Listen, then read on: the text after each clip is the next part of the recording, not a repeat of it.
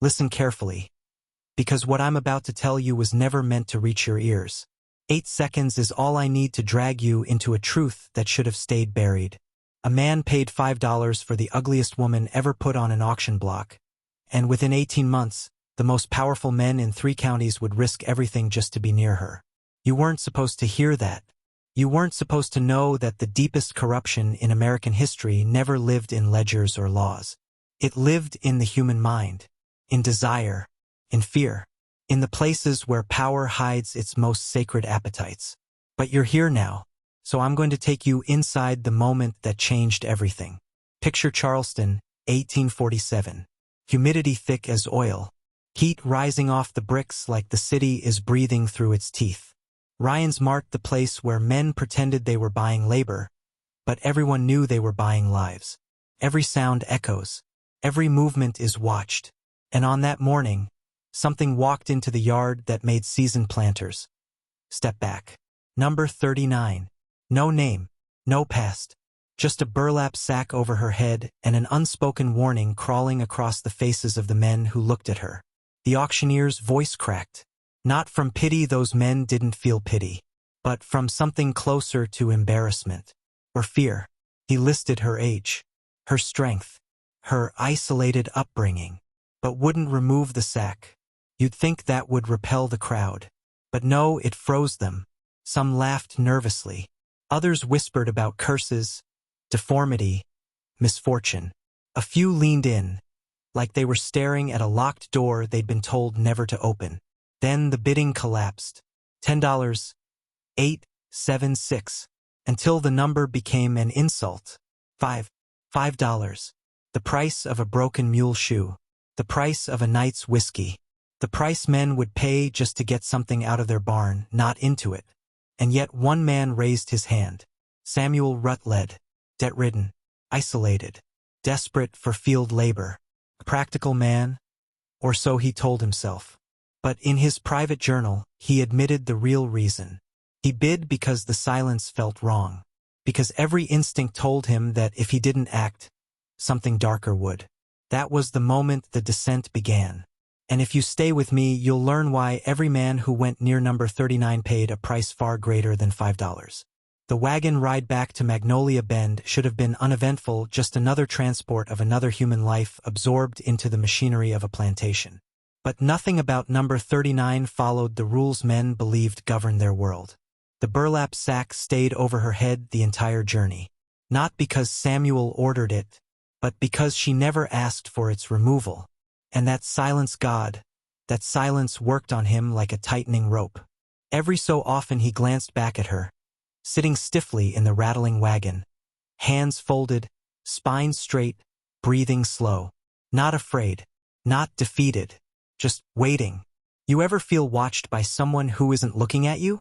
That's what Samuel wrote in his journal later. A sense that the air behind him had weight, like her presence rearranged the space around her. Trees sagged under Spanish moss as they rolled along the Edisto River, the world dimming into the orange wash of late afternoon. It was the kind of heat that makes men confess sins just to survive the air. Samuel tried small-talk basic plantation questions, tasks she might know, work she'd done before. Her answers came like fragments of breath. Yes, sir. No, sir. I don't know, sir. Nothing more. Not fear. Not anger. Just a voice that felt like it came from a room deep underground. When they arrived at Magnolia Bend, the overseer William Pryo looked at her the way a butcher looks at a carcass he already knows he won't like. He circled her, studying her posture, her hands, the curve of her shoulders beneath the sack. $5, he muttered. What else is wrong with her? Samuel didn't answer because he didn't know, and because part of him didn't want to. What unsettled him most wasn't her face. It was that no one, auctioneer, attendants, bidders, no one had dared lift that sack. Think about that. Men who bought and sold bodies like livestock. Men who pried mouths open to inspect teeth, stripped clothes off children, examined scars like they were reading maps. Those men didn't touch her. They kept distance.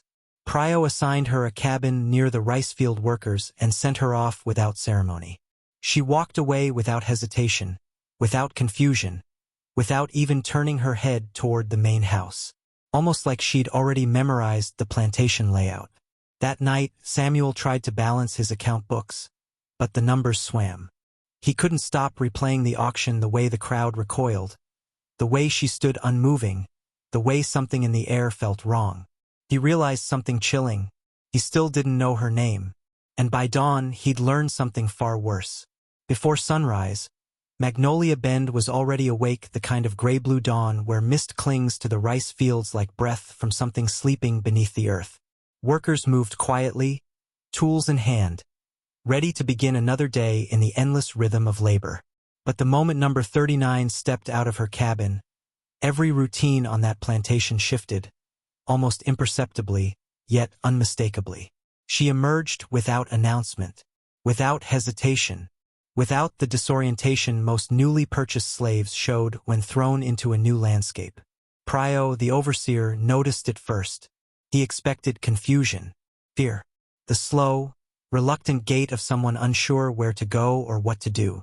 But number 39 walked straight toward the fields as though she had been working them for years, past the cabins, past the smokehouse, past the stands of cedar trees, never once lifting the burlap sack. One of the field hands swore later that she didn't just move with purpose, she moved with memory. As if she knew exactly which levee walls were weakest, which dikes leaked, where the snakes hid, where the mosquitoes swarmed thickest. She paused twice on the path, touching the earth with her fingertips, testing the dampness like a seasoned planter checking soil for planting. No one taught her that. No one could have taught her that. Not overnight. Not ever. Prio approached her with suspicion, sharpening his tone. "You ever worked rice before?" A long silence. Thick, heavy, almost defiant. Then her voice. Soft, but carved from something immovable. "I know what needs doing." That answer should have earned a beating. Prio wasn't a man who tolerated insolence. Yet something no one could name it, not even him, held his hand back. He stared at her, jaw clenched, as if waiting for an instinct he trusted to return. Didn't. Instead, he assigned her to the most grueling task on the plantation. Repairing the northern embankment, a job that normally required 3 people. She nodded once and walked away. But here's where you need to pay attention. Because what happened next is what turned whispers into rumors, and rumors into fear. Workers told Samuel that number 39 waded into the waist-deep marsh and began mending the embankment with a speed and endurance no human should have possessed. Hours without rest. No complaints. No faltering. And then there was the strangest detail. She never slipped. Not once. Not on mud slick as oil. Not in water that swallowed boots whole. It was as if the earth itself steadied her. By noon, the entire northern wall work that should have taken a full crew was repaired. And that was the first moment Samuel realized. He had not brought home a burden. He had brought home a catalyst. Something that would change Magnolia Bend, and every man who entered it. By the 3rd day, Magnolia Bend felt altered. Not visibly, not in the buildings, not in the fields, but in the atmosphere itself. The workers felt it first. Animals sensed it next. And finally, the men, always the last to notice what they don't want to understand, felt it pressing on the edges of their thoughts. It began with the quiet. Not normal quiet. Not the soft rhythm of a plantation waking. But a heavy, charged silence, like the world was holding its breath. And number 39 seemed to move inside that silence as though she commanded it. She spoke little, yet the workers gravitated toward her. Not out of loyalty, not out of fear, out of something older, something instinctive. A gravitational pull. Some swore that when she walked past, the cicadas stopped buzzing for a moment. Others said the marsh birds fell silent. One woman claimed the wind shifted direction every time the burlap sack turned. No one laughed when she said it. Samuel tried to ignore the growing unease. But the journal entries from those nights tell the truth. He wouldn't speak aloud. "I hear footsteps at odd hours. They stop when I rise. I tell myself it's imagination. But I do not believe myself." Workers speak her name without speaking it. They look over their shoulders before approaching me. Prio watches her not like a man watching a laborer, but like a man watching a storm cloud gather. But the moment everything changed was the moment Samuel's daughters saw her for the first time. Late afternoon. Sun dipping low, shadows stretched thin across the veranda. Louisa and Margaret stood by the rail, fanning themselves in the heat. Number 39 crossed the yard below steady, silent, moving toward the tool shed. Louisa froze mid-sentence. Margaret's fan stopped. They didn't scream. They didn't recoil. They did something worse. They stepped back. Together. Slowly. As if an invisible hand reached toward them and they refused to be touched. Margaret whispered, "Papa." "She feels wrong. Not looks wrong. Feels wrong. Remember." The sack still covered her face. The girls had no idea what lay beneath it. Yet both felt something older than sight, something primal, unfiltered, unmediated by manners or logic. A moment later, Louisa said something Samuel never forgot. She walked as if she knew we were watching. That night, Samuel confronted Pryo. "Has she caused trouble?" "No," the overseer said. "But the others avoid her. Even the ones who don't fear me." "Why?" Samuel demanded. Pryo's answer came after a long, reluctant breath. "Because, sir, she doesn't move like one of us." The descent had begun in earnest. And by the end of the week, the first visitor arrived. A wealthy planter from 2 counties over, offering a price no man sane would refuse, for a woman no one was supposed to want. The first visitor arrived on the 7th night, long after sundown, long after Magnolia Bend had folded itself into uneasy sleep. His carriage wheels crunched slowly along the gravel approach, moving with deliberate hesitation, as though the man inside wasn't sure he wanted to reach the house. Samuel recognized the crest on the lantern. Hollingsworth. Old money. Older secrets. He stepped out dressed in evening clothes far too fine for a casual visit. His boots gleamed. His hair was slicked back with pomade. But his eyes betrayed something the rest of him tried to hide. He wasn't curious. He was afraid of being too curious. "Rutledge," he greeted, offering a stiff handshake. "I won't take much of your time. Word travels. Rumors, you know." Samuel forced a smile. "About what exactly?" Hollingsworth hesitated. Not the pause of a man searching for words, but the pause of a man wrestling with whether he should speak them. "The woman," he finally said. "Number 39. There it was. The first crack in the facade of normalcy. Hollingsworth requested to see her. Samuel refused. He should have left it at that, but the man pressed politely at first, then with a subtle edge. It was the tone of someone accustomed to being obeyed by the world around him. "She's not for sale," Samuel insisted. Hollingsworth's jaw tightened. "Everything is for sale." Then he made his offer. For $100. For a woman he had never seen. Whose face he had been told was disfigured. Whose features were hidden under a sack. No questions about health. No questions about skill. No questions about temperament. "Just show her to me. Name your price." Samuel declined again. He wasn't acting from morality, he was acting from instinct. From a sense that giving this man access to number 39 would unravel something he couldn't reweave. Hollingsworth left with a final warning. "Keep her if you like, but you won't be the only one who comes." He was right. By morning, 2 more visitors arrived. By the next day, 3 more. Men from Charleston, Beaufort, Colleton County, men who'd never set foot on Magnolia Bend before, men who had no earthly reason to know she existed. And none of them wanted to see her face. Not once did any man ask what she looked like. They wanted proximity, access, presence. Some arrived trembling, some sweating, some acting as if resisting something that was pulling them here against their judgment. That was when Samuel realized this wasn't curiosity. This was compulsion. And the most disturbing part? Not a single visitor, not one, could describe why they'd come. They only said the same chilling phrase. "I heard. She's different." But different didn't begin to cover what came next. Some places are haunted not by spirits, but by decisions. When James Rutledge reached the monastery ruins, he expected silence.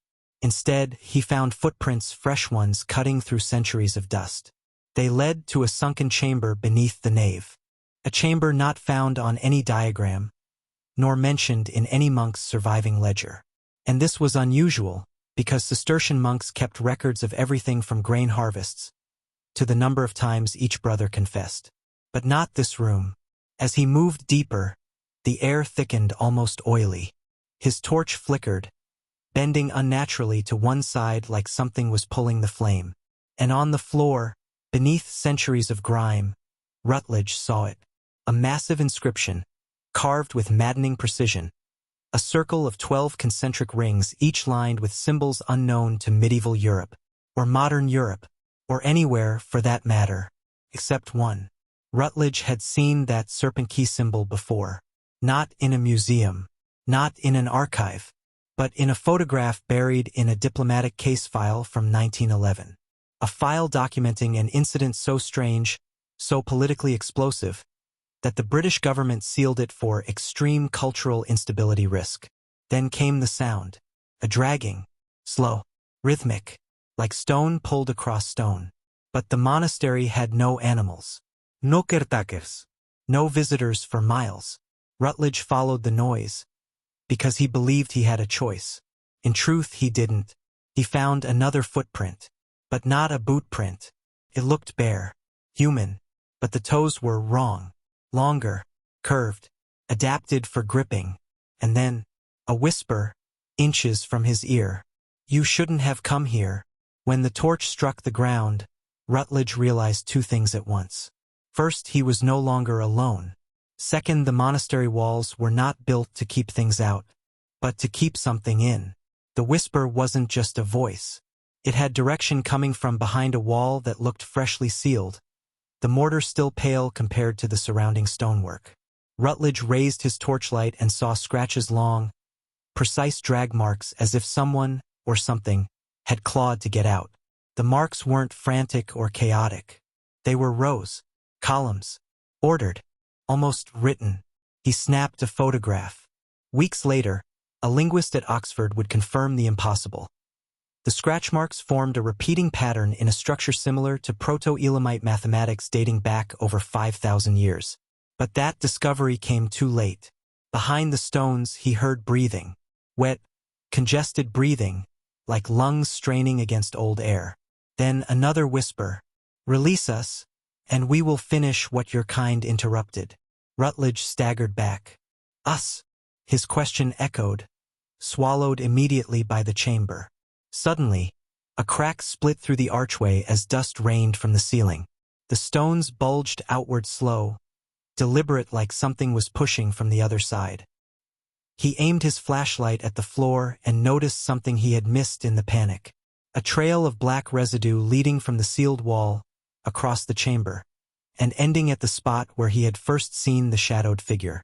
The trail was still wet.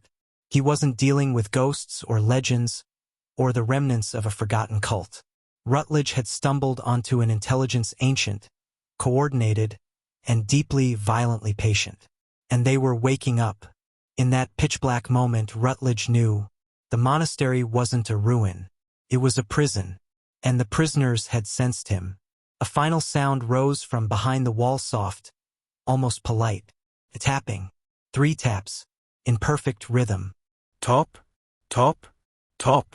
The same pattern recorded in the Vatican's Forbidden Audio Archive in 1894.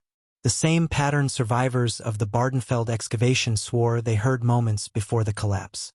The same pattern associated with pre-human communication. They say history is written by the victors, but sometimes history is buried by the terrified. Rutledge's recorder caught everything that happened next because in the darkness, he had the instinct to hit record instead of run. Some say that decision cost him his life. Others say it saved far more. The wall bulged outward again, this time violently sending cracks spiderwebbing across the chamber ceiling. A chunk of stone burst free, exploding into dust. Through the breach, Rutledge saw fingers. Not human fingers. Long-branched, jointed in too many places, and covered in the same black residue smeared across the floor. Then came the second hand. Then an eye, if you could call it that. A gleaming vertical slit that seemed to adjust, dilate, and calculate as it focused on him. And that's when the voice spoke again, no longer a whisper, but something older than speech, translated only by the recorder's distortion. Open the rest. We remember the bargain. Rutledge stumbled backward, slipping on the wet residue. The recorder catches his breath, quickening, then a sudden shift in the air pressure, like a storm winding itself inside a sealed room.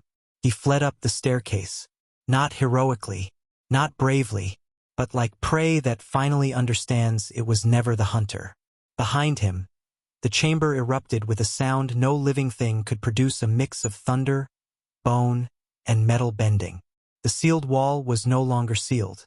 Hours later, locals reported seeing lights flickering inside the monastery. Not fire, not electricity, something colder, whiter, like lightning trapped in a jar.